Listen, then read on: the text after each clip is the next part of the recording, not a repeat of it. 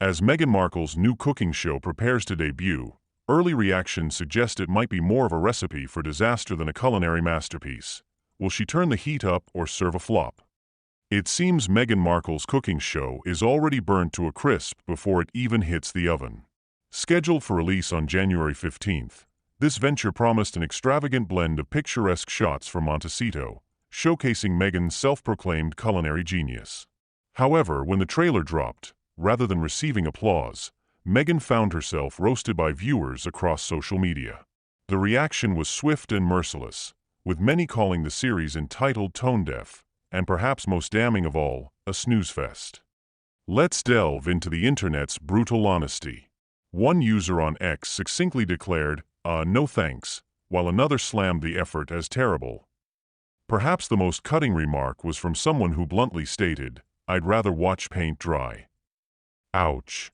Imagine pouring your heart and soul into creating a cooking show, only for people to compare its excitement to the tedious task of staring at a blank wall. That's got to sting, and it stings even more when you consider the effort that goes into producing such a project. But it wasn't just random social media users throwing shade. Royal commentator Richard Fitzwilliams joined the roast, calling the trailer an exercise in celebrity at its most superficial. He didn't stop there. He added that it screamed me. If you thought Meghan would simply shrug off this criticism, think again. Reports suggest she's been in full meltdown mode since the backlash began. Word on the street is that she's been storming into Netflix meetings, demanding that heads roll. First on the chopping block, the marketing team, who apparently failed to capture her vision, whatever that might be. Next up are the editors and writers. It seems that no one is safe from Meghan's wrath. According to entertainment insider Mike Zerzero, Netflix has allegedly received over 20,000 complaint emails regarding the series. Yes, you read that correctly. 20,000 complaints. Let that number sink in for a moment. The backlash has been so intense that some Netflix subscribers have reportedly canceled their accounts. Yes, people would rather quit the platform entirely than risk stumbling upon with Love, Meghan. That's a significant statement about how the public perceives this show and its star. As if the public backlash wasn't enough, the drama behind the scenes is equally juicy. Netflix's CEO is reportedly at odds with the board over the show's future. While the CEO allegedly wants to pull the plug on a second season, the board has doubled down on their support for Meghan. They are allowing her to handpick a new marketing team, which feels a bit like rearranging deck chairs on the Titanic. If the trailer is any indication of how the show will be received, Meghan might be better off sticking to hosting baby showers for her Montecito pals rather than trying to charm the masses with her culinary skills. The internet's verdict on With Love, Meghan is a resounding no thanks. Fans have been particularly savage, suggesting alternatives that range from sticking pins in their eyes to literally watching paint dry, which, ironically, seems to be a more enticing option than tuning in to Meghan's show.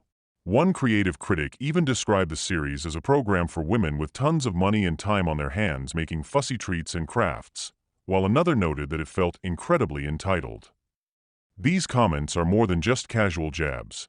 They reflect a broader sentiment of disdain for what many see as an insincere attempt to engage with everyday people. So, can Meghan bounce back from this disaster?